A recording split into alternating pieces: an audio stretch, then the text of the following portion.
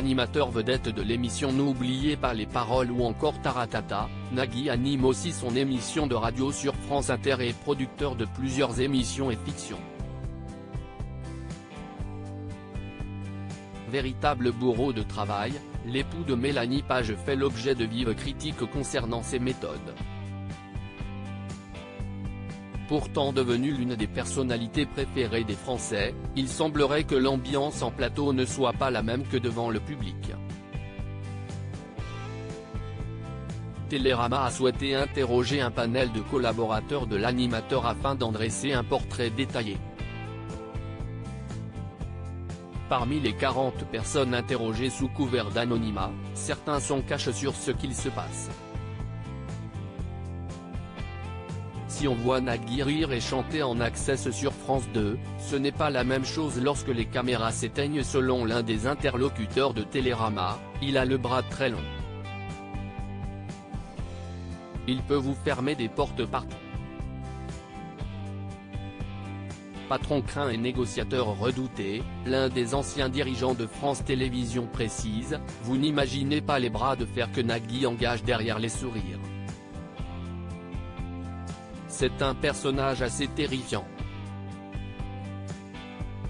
Il est multimillionnaire grâce au service public, et le problème est là.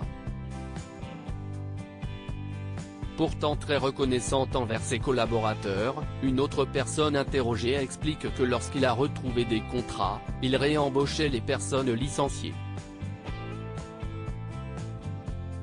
Une preuve d'humanité de la part de celui qui est désormais à la tête d'un empire.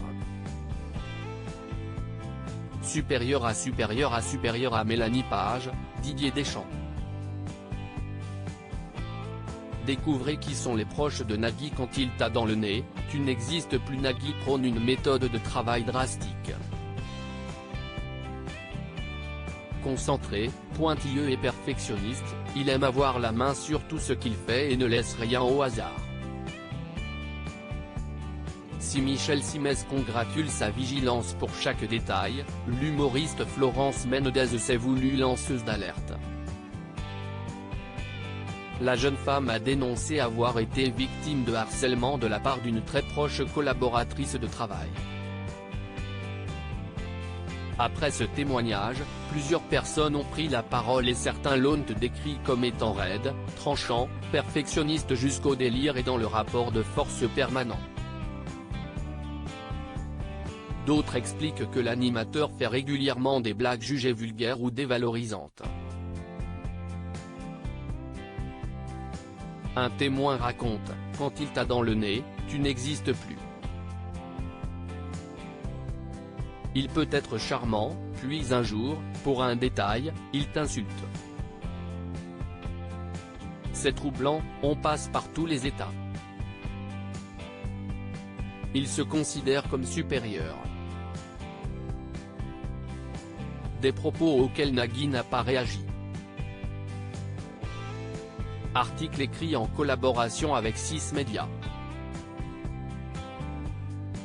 Crédit photo, Coadic Guirec.